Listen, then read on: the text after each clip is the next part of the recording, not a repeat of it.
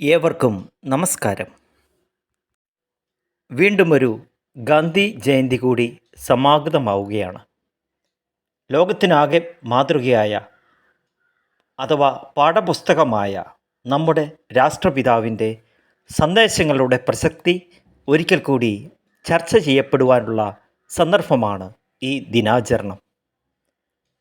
എൻ്റെ ജീവിതം തന്നെയാണ് എൻ്റെ സന്ദേശം എന്ന് ഈ ലോകത്തോട് വിളിച്ചു പറയുവാൻ കഴിയുന്ന മറ്റൊരു നേതാവുണ്ടോ എന്ന കാര്യം സംശയമാണ്.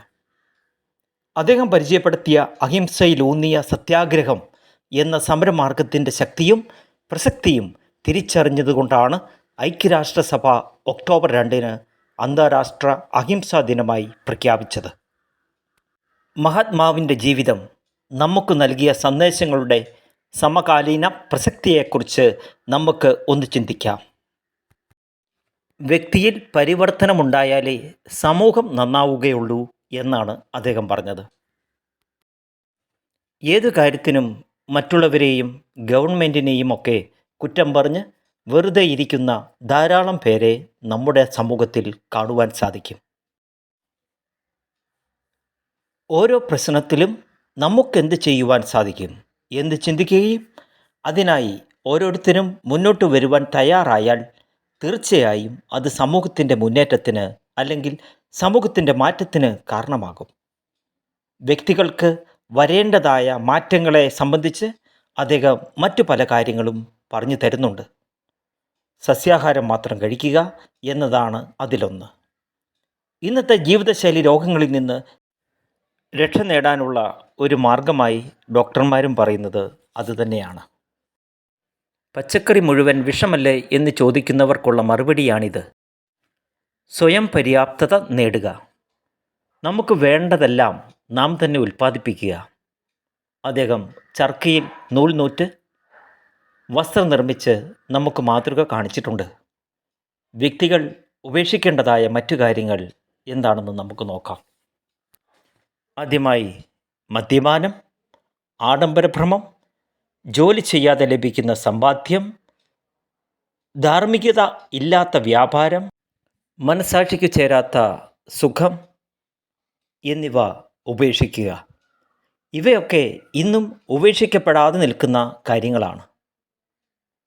വിദ്യാഭ്യാസത്തെപ്പറ്റി ഗാന്ധിജി പറഞ്ഞത്, പാഠപുസ്തകത്തിൽ നിന്നും മാത്രം പഠിപ്പിക്കുന്ന അധ്യാപകൻ കുട്ടികൾക്ക് സ്വന്തമായി ഒന്നും പ്രദാനം ചെയ്യുന്നില്ല. ഒരാളുടെ ഉള്ളിലെ ഏറ്റവും നല്ല ഭാവത്തെ പുറത്തു കൊണ്ടുവരുന്നതാണ് യഥാർത്ഥ വിദ്യാഭ്യാസം. അതിന് പ്രധാനമായും വേണ്ടത് മനുഷ്യത്വം എന്ന പുസ്തകമാണ്. അധ്യാപകർ മാത്രമല്ല, വിദ്യാഭ്യാസത്തെ കച്ചവടമായി കാണുന്നവരെല്ലാവരും ശ്രദ്ധിക്കേണ്ട ഒരു കാര്യമാണിത്. ഭക്തി, മനുഷ്യ സേവനമാണ് ഭക്തിയേക്കാൾ പ്രധാനം. ഈശ്വരപൂജ ചെയ്യുന്നവർക്ക് അത്യാവശ്യമായി വേണ്ടത് ത്യാഗസന്നദ്ധതയാണ്. വിശ്വാസികൾ തീർച്ചയായും ഈ സന്ദേശങ്ങൾ അറിഞ്ഞിരിക്കേണ്ടതാണ്. രാഷ്ട്രീയം, അധികാരത്തിനെതിരെ കരുതിയിരിക്കുക. അത് നിങ്ങളെ ദുഷിപ്പിക്കും. ആഡംബരങ്ങളിൽ ഭ്രമിക്കാതിരിക്കുക.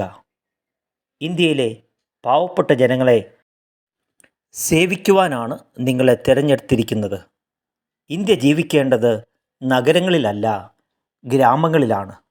കൊട്ടാരങ്ങളിലല്ല, കുടിലുകളിലാണ്. കുപ്പായം. എന്തുകൊണ്ടാണ് ഗാന്ധിജി കുപ്പായമില്ലാതെ നടക്കുന്നത്? ഇന്ത്യയിലെ 40 കോടി ജനങ്ങളും കുപ്പായം ഇടുമ്പോൾ മാത്രമേ ഞാൻ കുപ്പായം ധരിക്കൂ. ഒരിക്കൽ ഒരു സ്ത്രീ ഒരു പുഴക്കരയിൽ വസ്ത്രം കഴുകുന്നത് അദ്ദേഹം കണ്ടു. ഒറ്റ വസ്ത്രം മാത്രമുണ്ടായിരുന്ന ആ സ്ത്രീ വസ്ത്രത്തിൻ്റെ ഒരറ്റമാണ് പുഴയിൽ കഴുകുന്നത്. അത് കണ്ട് ഗാന്ധിജി അദ്ദേഹത്തിൻ്റെ ശിരോവസ്ത്രം ആ സ്ത്രീക്ക് നൽകി. ഈ സംഭവത്തോടുകൂടി ഗാന്ധിജി ശിരോവസ്ത്രം എന്നേക്കുമായി ഉപേക്ഷിച്ചു.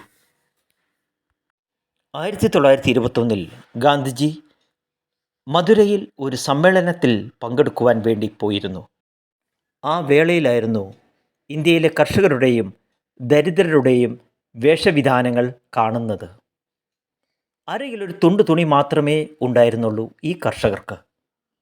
അത് കണ്ട് മനം നൊന്ത് ഗാന്ധിജി അപ്പോൾ ഒരു തീരുമാനമെടുത്തു. താൻ ഇനി തൻ്റെ മേൽമുണ്ട് ഉപേക്ഷിച്ച് അർദ്ധനഗ്നനായി മാറുകയാണ്. അതിനുശേഷം മധുരയിലെ സമ്മേളനത്തിലും ആ വേഷത്തിലാണ് അദ്ദേഹം പങ്കെടുത്തത്. ഒരു ജനസേവകൻ എങ്ങനെ പ്രവർത്തിക്കണമെന്ന് വളരെ സുതാര്യമായി പറഞ്ഞു തരികയാണ് ഈ സംഭവത്തിലൂടെ. നർമ്മബോധത്തിലും അദ്ദേഹം മുന്നിൽ തന്നെയായിരുന്നു.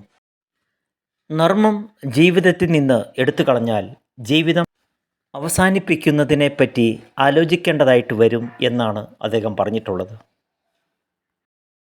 ജോർജ് ബെർണാഡ് ഷാ അദ്ദേഹത്തെപ്പറ്റി പറഞ്ഞത് നർമ്മരസമുള്ള മനുഷ്യൻ എന്നാണ്. ഒരിക്കൽ സുഹൃത്തുക്കൾ അദ്ദേഹത്തോട് ചോദിച്ചു, താങ്കളുടെ കാലശേഷം താങ്കളുടെ സ്വത്തുക്കൾ ആർക്കാണ് കൊടുക്കുകയെന്ന്. അദ്ദേഹം പറഞ്ഞ മറുപടി ജവഹർലാൽ നെഹ്റുവിനാണ് എന്നായിരുന്നു. എന്തൊക്കെയാണ് ആ സ്വത്തുക്കൾ എന്ന് ചോദിച്ചപ്പോൾ ഒരു വടിയും ഒരു വാച്ചും എന്ന് അദ്ദേഹം മറുപടി പറഞ്ഞു. അർദ്ധനഗ്നനായ ഗാന്ധിജിയെ കണ്ട് ഒരു വിദേശ പത്രപ്രവർത്തകൻ ഒരിക്കൽ അദ്ദേഹത്തോട് ചോദിച്ചു, താങ്കൾ ഈ വേഷത്തിലാണോ ലണ്ടനിലേക്ക് പോകുന്നത്? ഗാന്ധിജിയുടെ മറുപടി ഇങ്ങനെയായിരുന്നു, അതെ, നിങ്ങൾ നിങ്ങളുടെ രാജ്യത്ത് +4 ധരിക്കുമ്പോൾ എനിക്കിഷ്ടം -4 ആണ്. +4 എന്ന് പറയുന്നത് വിദേശത്തുള്ള ഒരുതരം വസ്ത്രമാണ്. കാൽമുട്ടിൽ നിന്ന് 4 ഇഞ്ച് വരെ താഴേക്ക് ഇറങ്ങി നിൽക്കുന്ന വസ്ത്രം, അതാണ് +4. ഗാന്ധിജി ഉദ്ദേശിച്ചത് കാൽമുട്ടിൽ നിന്ന് 4 ഇഞ്ച് മുകളിലേക്ക് നിൽക്കുന്ന വസ്ത്രമാണ്, -4. അതാണ് എനിക്കിഷ്ടം. ഒരിക്കൽ കസ്റ്റംസുകാർ അദ്ദേഹത്തിൻ്റെ കയ്യിലുള്ള സാധനങ്ങൾ എന്തൊക്കെയാണ് എന്ന് അദ്ദേഹത്തോട് ചോദിച്ചു. മറുപടി ഇങ്ങനെയായിരുന്നു, തയ്യലന്ത്രം, ഭക്ഷണപാത്രം, പാൽക്കുപ്പി, കൗവീനം, ടവൽ, ഒട്ടും കുറവില്ലാത്ത എൻ്റെ മാന്യത. പ്രതിസന്ധികളെ ഒരു പുഞ്ചിരിയോടെയായിരുന്നു ഗാന്ധിജി അഭിമുഖീകരിച്ചിരുന്നത്. 1948 ജനുവരി 30 വെള്ളിയാഴ്ചയാണ് ഇന്ത്യയുടെ രാഷ്ട്രപിതാവായ മോഹൻദാസ് കരംചന്ദ് ഗാന്ധി കൊല്ലപ്പെട്ടത്. ഡൽഹിയിലെ ബിർള ഹൗസിന് മുന്നിലെ മൈതാനത്ത് പ്രാർത്ഥനയ്ക്കെത്തിയവർക്കും അനുയായികൾക്കുമിടയിൽ വെച്ചാണ് ഹിന്ദു ദേശീയവാദിയും ഹിന്ദു മഹാസഭ, രാഷ്ട്രീയ സ്വയം സേവക് സംഘ് എന്നിവയിലെ അംഗവുമായിരുന്ന നാഥുറാം ഗോഡ്സെയാണ് ഈ കൊലപാതകം നടത്തിയത്. ഭാരതത്തിൻ്റെ മഹാത്മാവിന് എൻ്റെ പ്രണാമം.